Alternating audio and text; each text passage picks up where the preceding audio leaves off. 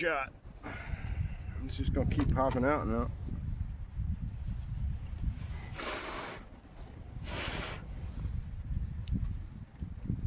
It's pretty rubbed. I don't know if I'm in frame with that or not. Really coming around the back of it. That right here is rubbed pretty smooth and it's just slipping right out.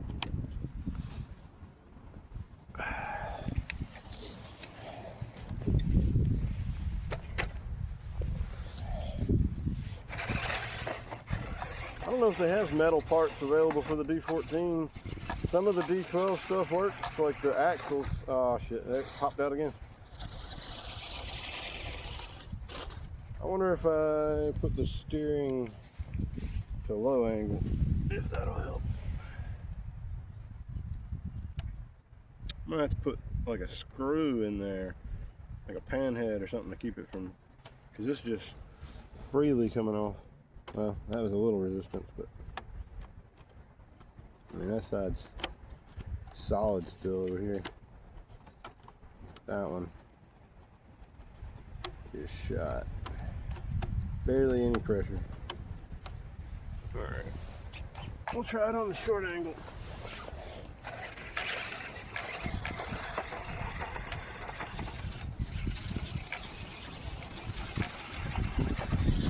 I think it done popped out again. Maybe not.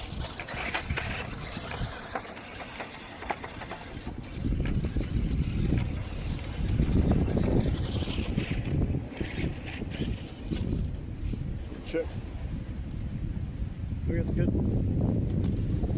So apparently it only wants to pop out on the short steering wheel, or the long steering, whatever.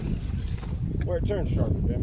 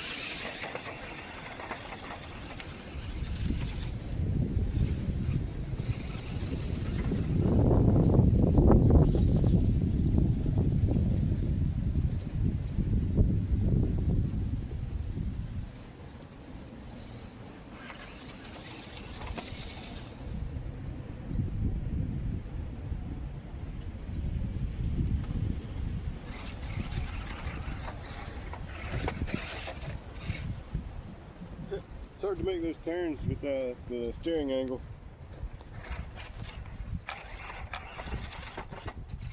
Especially with the bumps.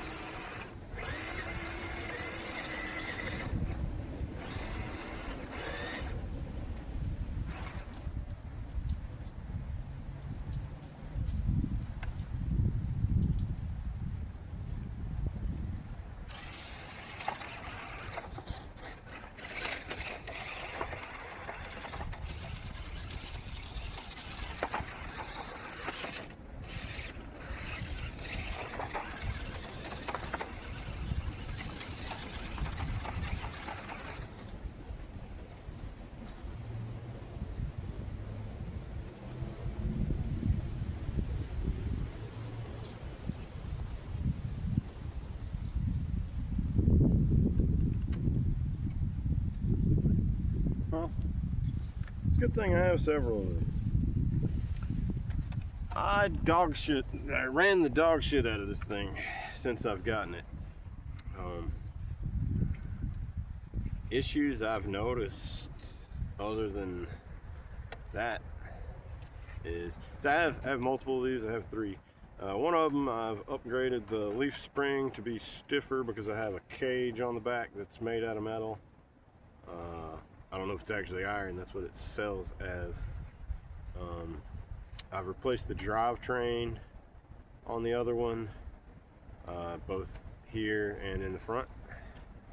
I forget if it comes with metal gearing, but I know I haven't replaced that on the other one. I haven't touched the diff or any of that. I have front end arms and all that, and a stiffer torsion bar, but I don't think I'll use the stiffer torsion bar. I might use that in the van, the D32 from WPL, because it fits and it needs it. I also have some oil-filled shocks, but I'm gonna have to find out what's up with them because they leak. I don't know if I can fix them or if I just have to find some new ones or put grease in them instead. This one I'll probably just get a replacement plastic part for it because I was wanting to keep this one stock. One I'm gonna convert to brushless, rear wheel drive.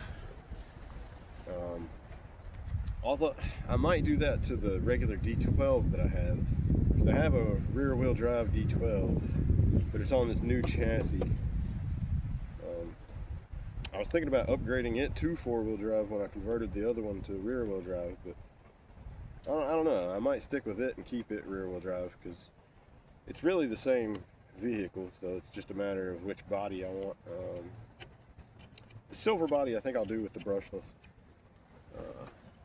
But also I have some body spacers. I haven't put them on the other one, and those are to lift the bed in the front so that I can put some bigger wheels and tires on. I have the wheels and tires. I have 2 sets to choose from. We'll just see which ones work best. I have an aluminum frame I haven't put on. That's for the D12 though, not for the D14.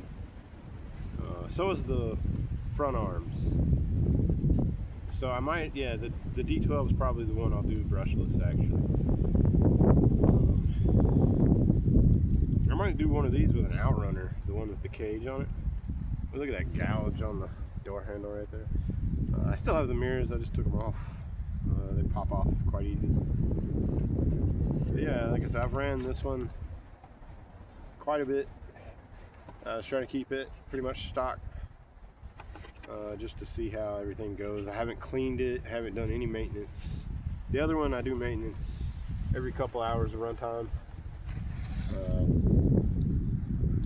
But yeah, they're pretty durable. They hold up. I don't know what the speed is, maybe 15 mile an hour, something like that.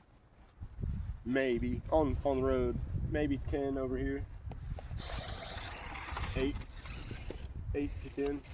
But that would increase with the tires getting some grip. They're not drift tires, but they're hard rubber.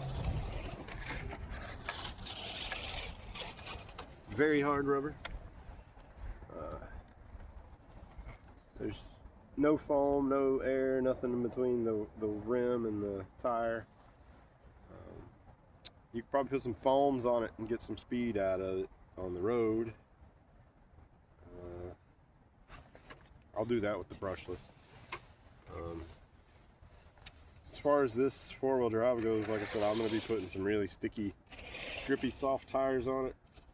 A little bigger rims. I'll have to offset them too. So I have the offsets already also. But yeah, I got a lot of work to do on the D12 and the D14s. There's just not a lot of aftermarket stuff for them, and I'm not comfortable waiting an extended period of time from WPL. Maybe if they get a US warehouse or something, or I don't know. If things change with the tariffs, maybe that'll change. I don't know what else to say really. It's a great little truck though. 10th scale. No problem fitting 7-inch figures, 6-inch figures, 6.5, 5.9. The true 1/12 scale figures look a little small in there. She looks okay in there. She's a Fortnite character. I don't know her name. Just some random Ollie's find. I think I paid $5 for her and a glider or something with the 40% off. But yeah, if you want to put larger figures in, something to note is you have to take the cab off, take the interior out, fit them in there, and then jam the interior back in, and you might have some fitment issues getting the cab back on. Oh, that's another thing I have. I have a different style body for the D12 or D14.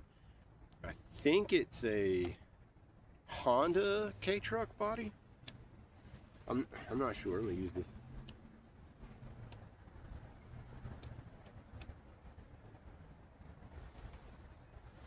Makes a good windscreen. This thing's popped out already. No? I wonder. I'm just gonna try something stupid. I don't recommend doing this. Little redneck ingenuity, you know. Nope, too big.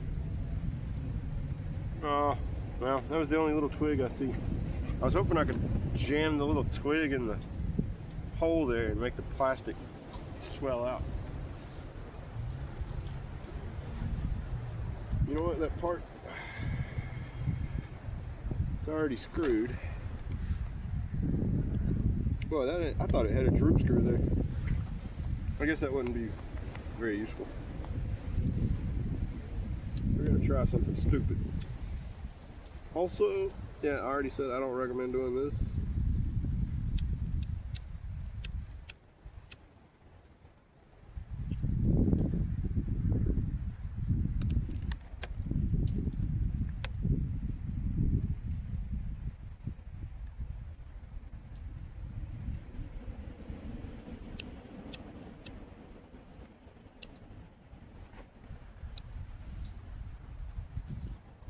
Yeah, just buy replacement parts. Don't do what I'm doing. I'm literally gonna drive this one until it's undrivable. You might see one day where I have tape holding the drivetrain together. You never know. We'll see if this works though.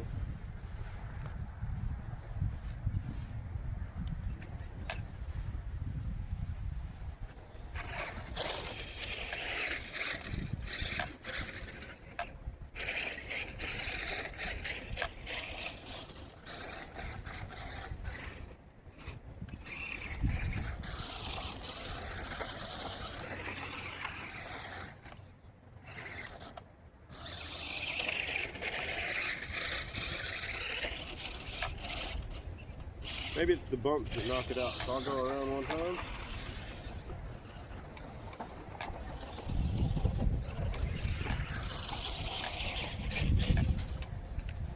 Maybe do this. I don't know. Maybe it worked.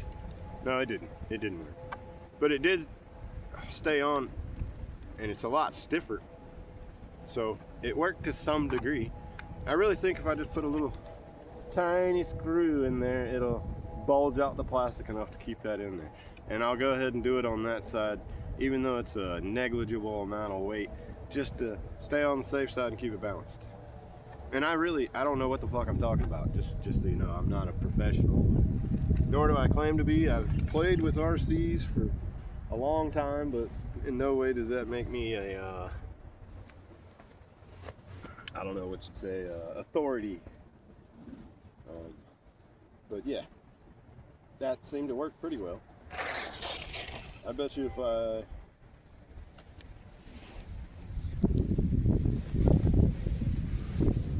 I thought the video stopped. We're at 15 minutes. I'm gonna go ahead and wrap this up here.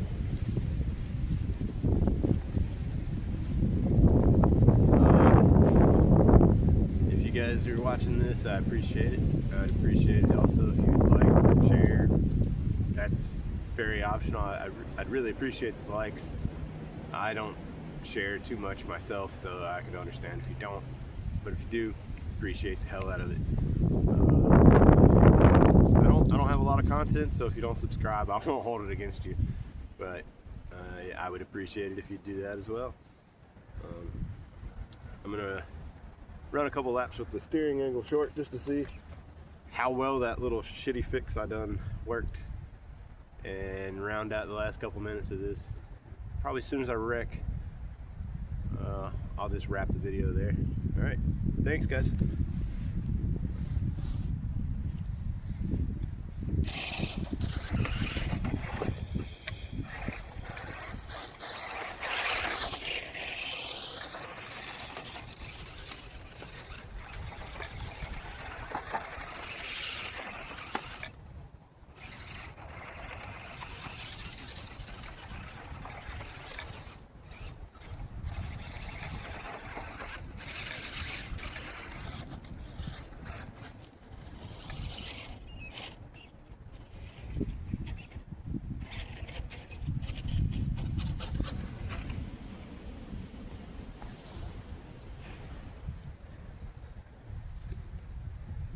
Didn't work that well.